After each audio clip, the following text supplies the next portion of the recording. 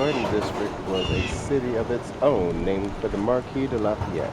Lafayette City became incorporated in 1833 and annexed to New Orleans in 1852. But originally, all of this land was part of a grant belonging to Jean-Baptiste Lemoyne, Sieur de Bienville, the founder of New Orleans.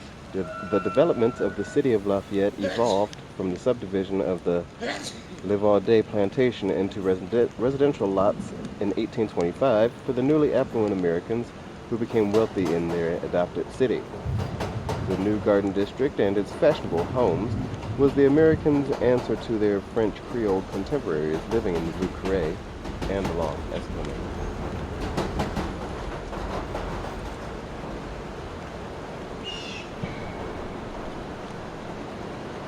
What is known today as Uptown began as a series of wedge-shaped plantations situated between the Garden District downriver and Carrollton upriver. Uptown embraces a number of neighborhoods as well as universities and historic Audubon Park. Uptown has been the residential heart of the city since the late 19th century. Magazine Street is an important commercial artery of Uptown with its antique shops, restaurants, and galleries.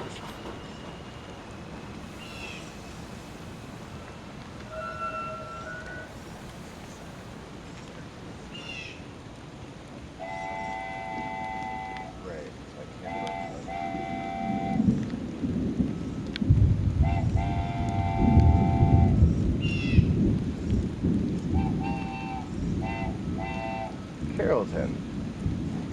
Rural Carrollton grew rapidly after the New Orleans and Carrollton Railroad began operating in 1835. By 1845, it was incorporated as the city of Carrollton and became the Jefferson Parish seat of justice 10 years later. Carrollton became part of New Orleans in 1874. Today, the St. Charles Avenue streetcar line links Carrollton's Oak Street and River Road commercial areas to other historic neighborhoods as it did more than 150 years ago.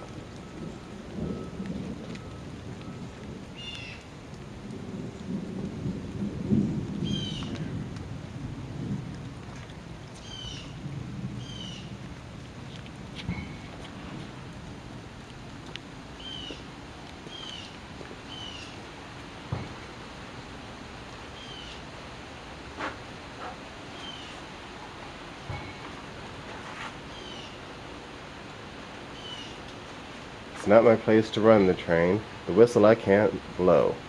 It's not my place to say how far the train's allowed to go. It's not my place to shoot off steam nor even ring the bell, but let the damn thing jump the track and see who catches hell.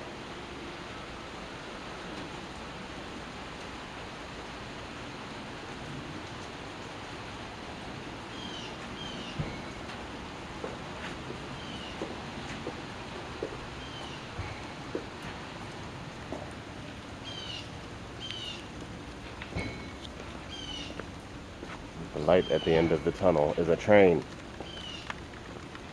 Oh, Santa Fe. Santa Fe indeed.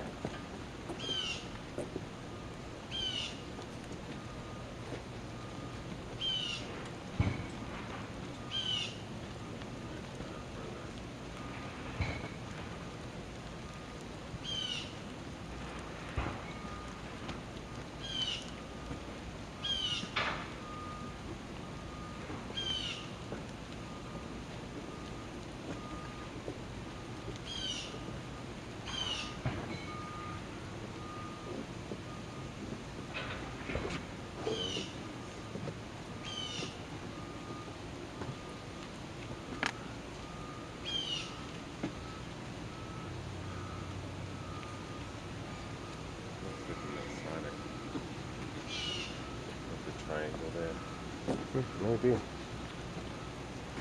Neighborhood stop. Let's see what this is. Canal Street is the main and central artery of traffic in New Orleans. Canal Street's neutral ground was literally the neutral space between the American and French sections of the city. Canal Street today is the dividing line between Uptown and downtown New Orleans. All addresses of the streets running parallel with the Mississippi River begin at Canal Street. Contrary to what the name implies, there was never a canal on Canal Street. In 2004, streetcars once again rolled on Canal Street after a 40-year hiatus.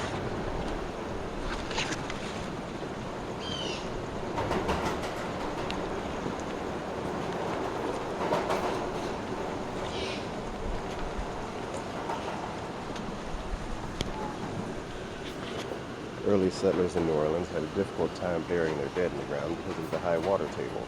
Graves would become soggy, filled with water, and the caskets would literally float. Stones were often placed on top of the coffins to weigh them down, but usually after a rainstorm, the airtight coffins would pop out of the ground. Eventually, New Orleans graves were kept above ground, following the Spanish custom of using vaults. Because the tombs resemble miniature houses and the rows of tombs resemble streets, the cemeteries are often referred to as cities of the dead.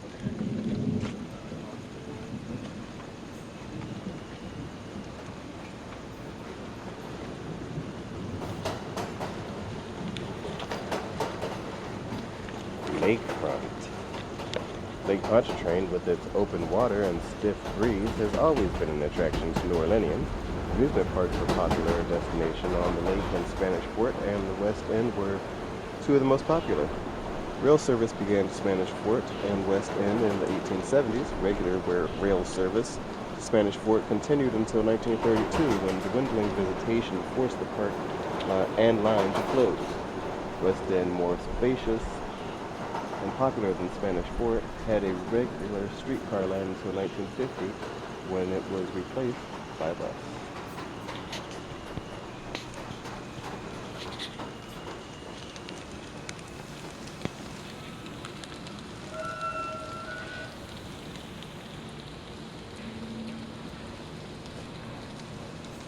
City Park.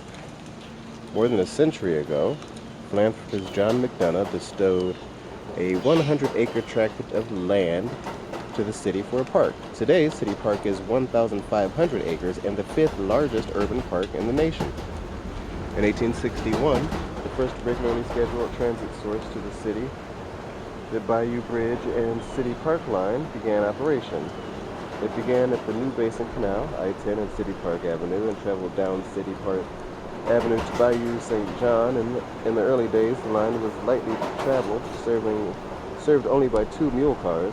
By the late 1800s, 2 electrified streetcar lines, the Esplanade and the City Park Avenue, traveled to the park. In 1905, an extension off the City Park Avenue line brought travelers to the City Park racetrack. The track, located near present-day Tad Gormley Stadium, lasted only until 1908, when the state legislature outlawed racing. Streetcar service to City Park ended December 31st, 1940.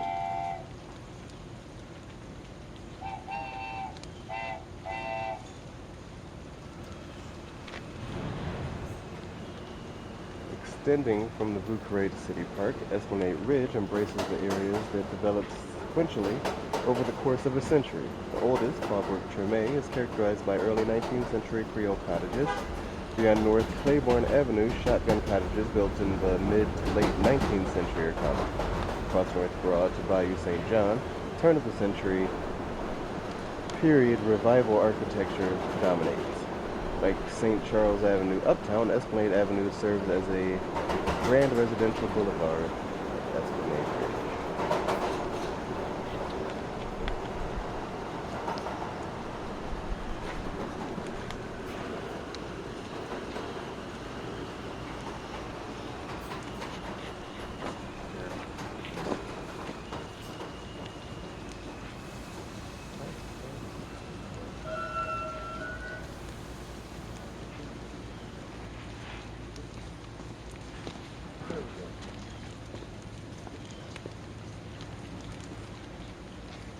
Milneburg was once a sleepy little lakefront town. It became a favorite resort for the citizens of New Orleans with the revival of Smoky Mary. People flocked there to enjoy the lake, food, music, and dance halls. On occasion, when the fun and drinking got out of hand, law officers would bring empty box cars, which they kept on the sidetrack, to serve as temporary jail. At the end of the night, the cars were hooked to the back of a train and delivered the hooligans to the city jail. In 1939, Pontchartrain Amusement Park opened on the old Milneburg site, eventually closing in 1983.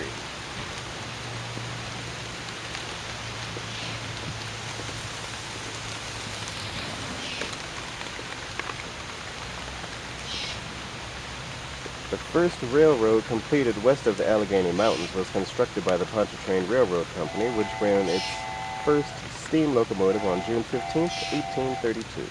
The tracks ran from Decatur Street up Elysian Fields to Milneburg. The locomotive was known as Smoky Mary. When put to the test, Smoky Mary could, amidst great puffing and blowing and much expulsion of smoke and cinders, attain the remarkable speed of 10 miles per hour. Passengers emerged with clothes blackened and eyes and throats stuffed with cinders.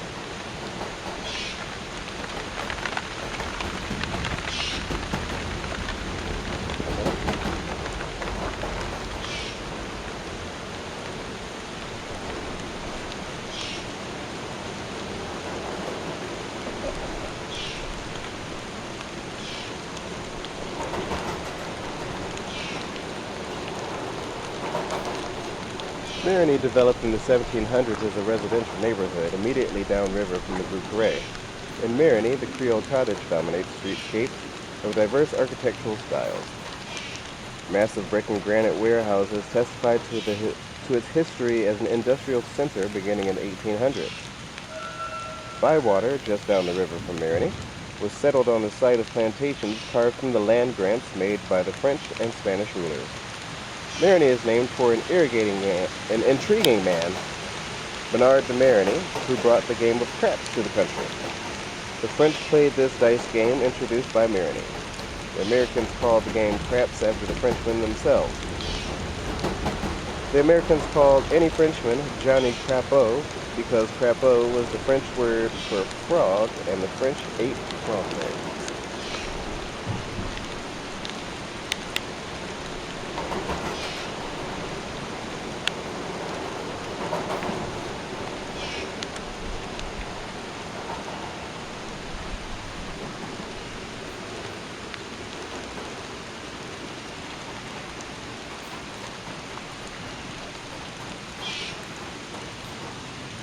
And we're back at the Vieux Carré.